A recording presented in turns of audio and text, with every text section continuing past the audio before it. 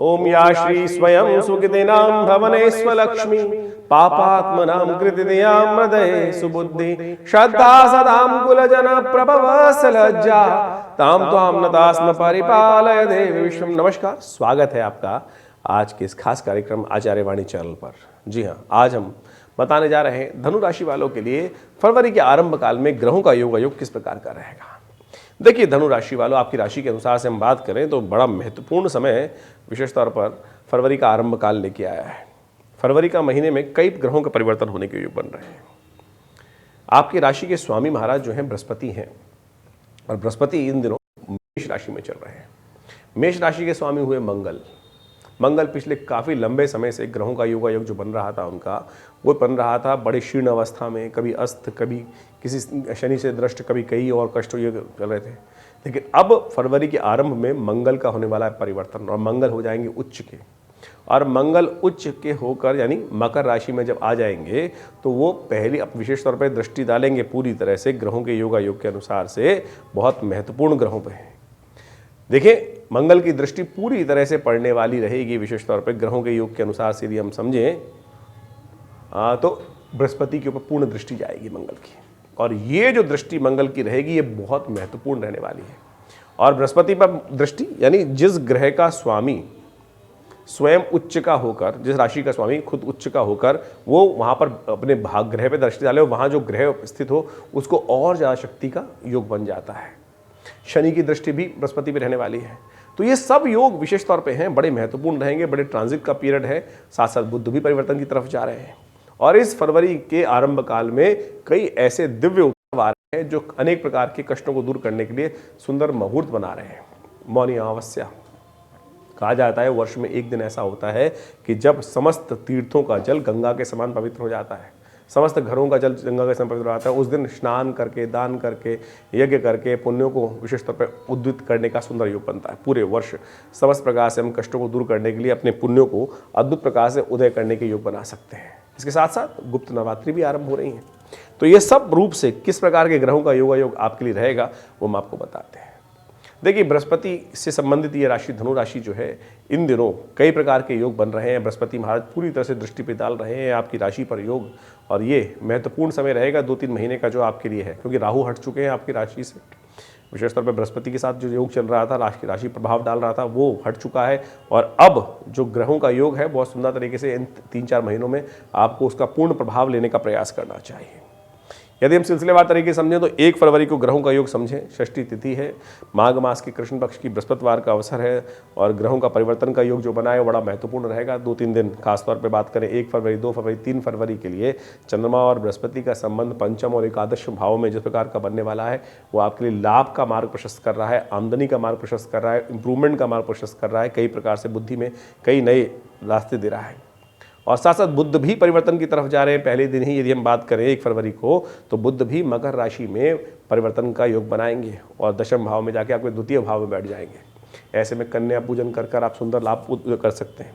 ऐसे में विशेष तौर पर साधु संत की, महात्माओं की सेवा जितनी ज़्यादा करेंगे उतना सुंदर योग बनेगा, क्योंकि चंद्रमा दशम भाव में 11वें भाव में उपस्थित हैं, और सुंदर तरीके से महात्माओं के, संतों की सेवा कर लाभ के मार्ग को प्रशस्त करने का प्रयास करें। सुंदर काल है और सबका योग आपको लेने का प्रयास करना चाहिए।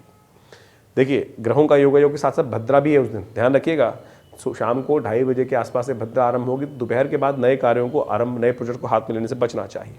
2 फरवरी के दिन ग्रहों का योग समझ लीजिए। सप्तमी तिथि शुक्रवार का अवसर, और बृहस्पति के साथ चंद्रमा का सुंदर संबंध 2-3 फरवरी तक बना रहेगा, और ये कालाष्टमी का दिन है। ऐसे में गौ सेवा कर और सुंदर तरीके से कार्य करने का प्रयास करें। लाइन बिल्कुल ठीक है, सुंदर तरीके से कार्य करें तो कल्याण होगा। 3 फरवरी को शनिवार का अवसर, अष्टमी तिथि, और ऐसे में ग्रहों का योग भी अनुकूल, तो कोशिश ये करें। देखिए, इन राशि के हिसाब से बात करें तो आपके शनि इन दिनों पुरुषार्थ भाव में चल रहे हैं, तो शनि को मनाने का प्रयास करना चाहिए। शनि पुरुषार्थ में आकर क्या होते हैं, थोड़े से वीक हो जाते हैं, आलस उत्पन्न करने के योग देते हैं, कार्यों में डिले कर देते हैं, इनिशिएट लेने में दिक्कत कर देते हैं। तो ऐसे में शनि को आवश्यकता है थोड़ा सा बूस्टर डोज देने की, और वो हनुमान जी से प्राप्त हो सकती है। कोशिश ये करें, सुंदरकांड का पाठ, हनुमान चालीसा का पाठ सुंदर कर लीजिए, ये शनि को ठीक करेगा। और बृहस्पति और चंद्रमा तो बहुत सुंदर बनी हुई योग आपकी राशि के अनुसार से।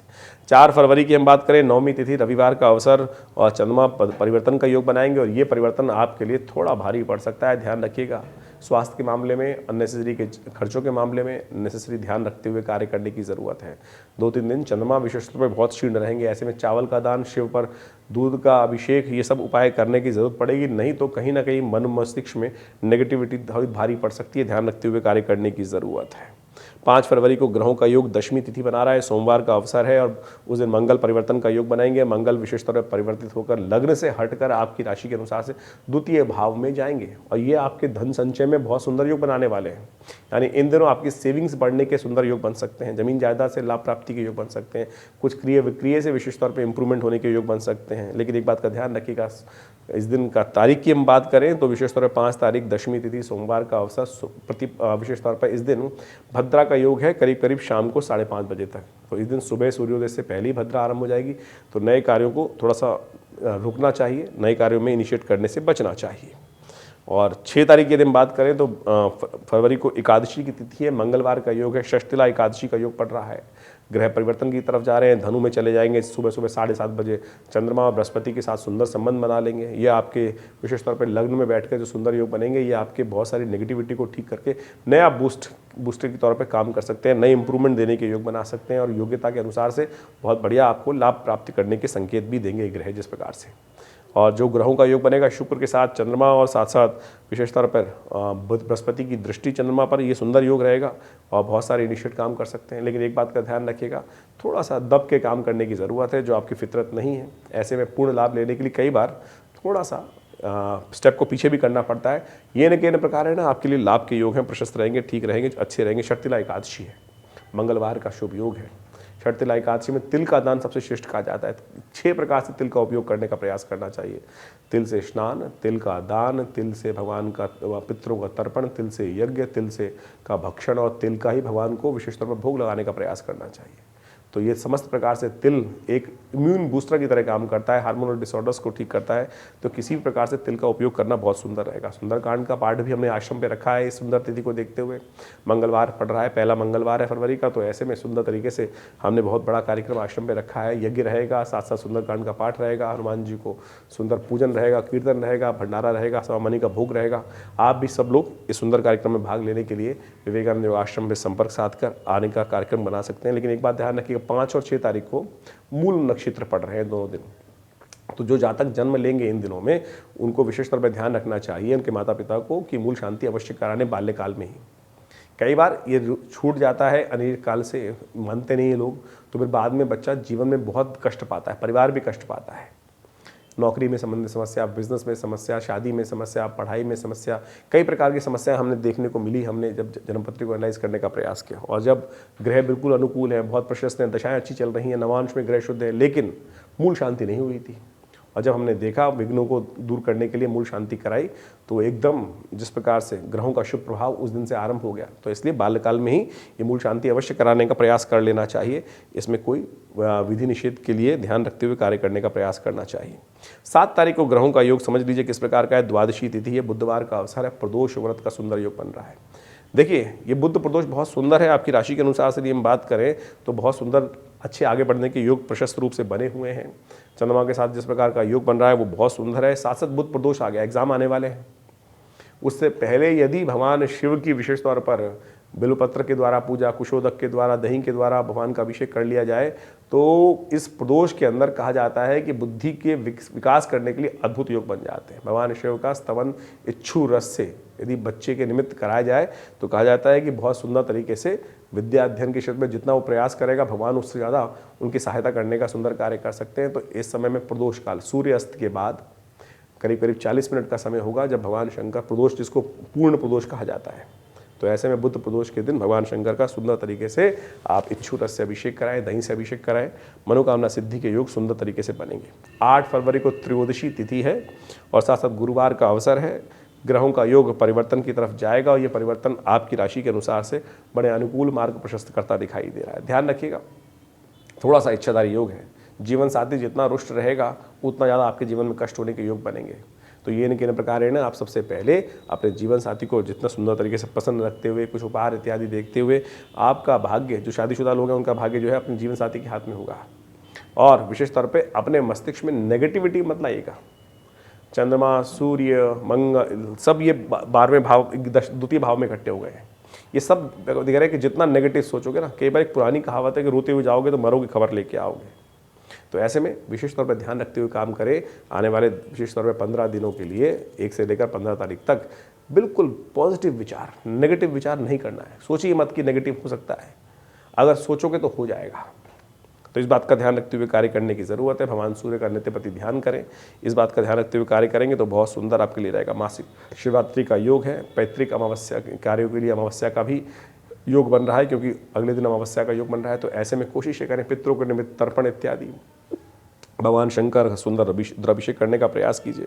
एक बात का 11:15 बजे के बाद से दोपहर को भद्रा का विद्यमान हो जाएगा, जो रात्रि तक रहेगा, तो नए कार्यों को करने से बचना चाहिए। 9 तारीख का दिन बड़े भाग्य को जगाने वाला है और सुंदर तरीके से उस दिन चतुर्दशी और अमावस्या का योग है, लेकिन अमावस्या क्षय हो गई है उस दिन।